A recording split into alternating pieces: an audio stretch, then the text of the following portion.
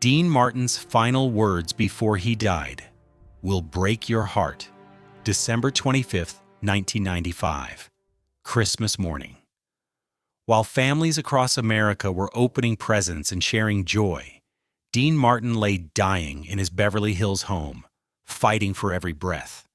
The king of cool, who had spent a lifetime hiding his emotions behind a mask of casual indifference, was about to reveal his heart one final time. What he said in those last hours would break the silence he had maintained for 8 years and expose the depth of a father's love that death itself couldn't diminish. His final words weren't about fame, money, or regret. They were about a son he had never stopped missing, and a reunion he had been waiting for since March 21st, 1987. The house on Mountain Drive felt like a mausoleum, heavy with the weight of unfinished grief and silent prayers.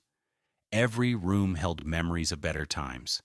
The living room where Dean had watched Dean Paul's tennis matches on television, cheering for his son with the enthusiasm he never showed for his own performances. The kitchen where they had shared quiet breakfast before Dino left for Air Force training. The study where Dean had kept every newspaper clipping about his son's achievements, every photograph from every milestone. Now those rooms were shrouded in darkness, as if light itself had abandoned the house when hope died 8 years earlier. The house on Mountain Drive was quiet except for the soft hum of medical equipment and the labored breathing of a man whose body had finally given up the fight his spirit had lost years ago.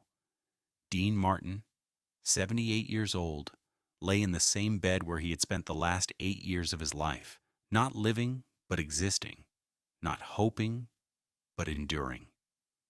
His daughter Deana sat beside him, holding his hand, watching the man who had once commanded stages in Las Vegas struggle to perform his final act, dying with dignity. Dean hadn't spoken in 3 days. The emphysema that had been eating away at his lungs for years had finally claimed his voice, the same voice that had serenaded millions and made him one of the most beloved entertainers of his generation. But on this Christmas morning, as the Southern California sun streamed through the windows of his bedroom, something stirred inside the dying man. His eyes, which had been closed for hours, slowly opened. "Deana," he whispered, his voice barely audible above the whisper of the oxygen tank. Deana leaned closer, tears already streaming down her face. She had been preparing for this moment for months, but nothing could have prepared her for the reality of losing the father who had been her hero, her protector, her everything. "I'm here, Daddy. I'm right here." Dean's eyes focused on her face with an effort that seemed to require every ounce of strength he had left. "Is Dino there?"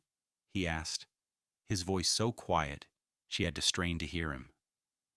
Deanna's heart broke all over again. 8 years. 8 years since Dean Paul Martin had died in that fighter jet crash, and her father was still looking for him, still waiting for his golden boy to come home. She had watched Dean deteriorate from that day forward, watched him become a ghost in his own life, going through the motions of living while his soul remained buried in the mountains of California. "Yes, Daddy," she whispered, choosing love over truth. "He's waiting for you." Dean's eyes brightened for the first time in years. A smile, fragile as spun glass, crossed his lips. "He is?" "Yes, Daddy, Dino is waiting for you. He's been waiting for you." Dean closed his eyes and exhaled slowly, as if a weight he had been carrying for 8 years had suddenly been lifted from his chest. "I knew he would be," he said. "I knew my boy wouldn't leave without saying goodbye." For the next hour, Dean drifted in and out of consciousness, but whenever he opened his eyes, he looked past Deana as if he could see someone else in the room, someone who had been invisible for 8 years, but was suddenly, miraculously present. His breathing would steady when he saw whatever it was that brought him such peace, and a smile would play at the corners of his mouth like he was sharing a private joke with an old friend. "Tell me about him," Dean whispered during one of his lucid moments. "Tell me about Dino. Tell me everything I forgot while I was busy dying." Deana didn't know what to say. How do you talk about the dead to the dying? How do you describe a brother who had been gone for 8 years to a father who had never stopped mourning? But she understood that Dean needed to hear about his son one last time, needed to remember the boy who had been his pride and joy before tragedy stole him away. She needed to give her father permission to love Dino's memory without guilt, to remember the good times without being crushed by the bad ending. "He was so proud of you, Daddy," she said, her voice thick with tears. "Even when you thought you were disappointing him, even when you thought you weren't the father he deserved, he was proud of you. He used to tell me that you were the strongest man he knew, that you taught him how to be brave by watching you perform night after night, year after year, no matter what was happening in your personal life. He said you showed him that being a man meant showing up, even when you didn't feel like it." Dean's eyes filled with tears, the first tears Deana had seen him shed since the day of Dino's funeral. The dam that had held back 8 years of suppressed emotion was finally beginning to crack. "I wasn't strong enough to save him. I wasn't strong enough to keep him safe. What kind of father can't protect his own son? You couldn't have saved him, Daddy. What happened to Dino wasn't your fault. You know that, right? Please tell me you know that. The weather, the mountain, the crash, none of that was something you could have controlled. You have to know that." Dean shook his head weakly. "I should have been there. I should have told him not to fly that day. I should have done something. Anything." Deana squeezed his hand. "Daddy, listen to me." Dino chose to serve his country. He chose to be a pilot. He chose to live his life with courage and honor, just like you taught him. You didn't fail him. You gave him everything he needed to be the man he became. Dean was quiet for a long time, staring at the ceiling as if he could see through it to whatever lay beyond. "I've been so tired," he finally said. "So tired of pretending to be alive when all I wanted was to be with him." "I know, Daddy. But you're going to see him now. You're going to be with Dino again." Dean turned his head to look at her, and for a moment she saw a flash of the old Dean, the man who had charmed the world with his smile and his song. "Do you really think so, sweetheart? Do you think he's really there, waiting for me?" "I know he is, Daddy. I can feel him. Can't you feel him?" Dean closed his eyes and smiled. "Yeah," he whispered. "I can feel him. My captain. My beautiful boy." As the afternoon wore on, Dean's breathing became more labored, but his expression remained peaceful, almost radiant. He spoke occasionally, sometimes to Deana, sometimes to someone only he could see. His conversations with the invisible presence became more animated, more joyful, as if he was catching up with an old friend after a long separation. "Dino, you look good, son. You look real good. Did you get your wings? I always knew you'd get your wings. Tell your mother I'm sorry I took so long. Tell her I tried to be strong, but I just couldn't do it without you. Tell her I understand now why she divorced me. Living with a ghost is no way to live. Captain, are we going home now? I've been waiting so long to go home. This house stopped being home the day you left." Between these one-sided conversations, Dean would look at Deana with eyes that seemed to grow brighter and more alert as his body grew weaker. It was as if his spirit was preparing to depart while his flesh still clung to life, torn between two worlds. The one that had caused him so much pain, and the one that promised reunion and peace. At 4 o'clock in the afternoon, Dean opened his eyes one last time and looked directly at Deana.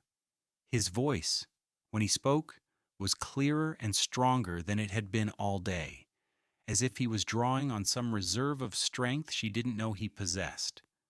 Sweetheart, take care of yourself. Take care of your brothers and sisters. And remember that your old man loved you more than all the applause in the world. I will, Daddy. I love you. Dean smiled, the same $1,000,000 smile that had made him famous, but this time it was just for her. I love you too, baby girl. But I have to go now. Dino's here, and he says it's time. Dean's eyes focused on something beyond Deana, something she couldn't see but that filled his face with wonder and joy. Finally, he whispered. Finally, I'm going home. Those were Dean Martin's last words. Finally, I'm going home. At 3:20 a.m. on December 26th, 1995, Dean Martin stopped breathing. The doctors would list the cause of death as acute respiratory failure, but those who loved him knew the truth. Dean Martin had died of a broken heart 8 years earlier. His body had simply taken this long to catch up. Deana sat with her father's body for an hour after he passed, holding his hand and telling him about all the things he would miss, all the grandchildren who would grow up hearing stories about their famous grandfather. But mostly, she told him that she understood why he had to go, why living without Dino had been impossible for him. You're together now, she whispered. You're both finally home. The funeral was held 3 days later at the Westwood Village Memorial Park Cemetery. Frank Sinatra, too ill to attend, sent a wreath with a card that read simply, "Sleep well, Pally. You earned it." The irony wasn't lost on those who knew their history. Frank, who had often been frustrated by Dean's emotional distance, finally understanding that his friend had been carrying a pain too deep for words. Hundreds of mourners came to pay their respects to the King of Cool, but Dean's family knew that he wasn't really there. He had left them on Christmas morning, not to death, but to life. Life with the son he had never stopped loving, never stopped missing, never stopped waiting for. The man in the casket was just an empty shell. The real Dean Martin had been gone for 8 years, and now he was finally free. Jerry Lewis, despite decades of bitter silence, came to the funeral. He stood at the back of the crowd, weeping openly for the partner who had broken his heart and the friend he had never stopped loving. When asked later why he attended, Jerry's answer was simple: because Dino would have done the same for me. It was a testament to the complicated love that can exist even in the aftermath of devastating betrayal. The most telling moment came when they lowered Dean's casket into the ground. As the dirt began to fall, Deana could have sworn she heard something that made her smile through her tears. The sound of laughter. Not the practiced laugh of an entertainer, but the genuine, joyful laughter of a father who had finally been reunited with his son. It was the same laugh she had heard when Dean used to watch Dino play tennis as a teenager, the laugh he had lost on March 21st, 1987, and never found again until this moment.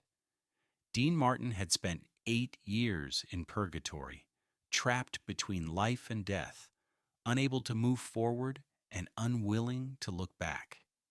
He had become a prisoner of his own grief, serving a life sentence for the crime of surviving when his son didn't.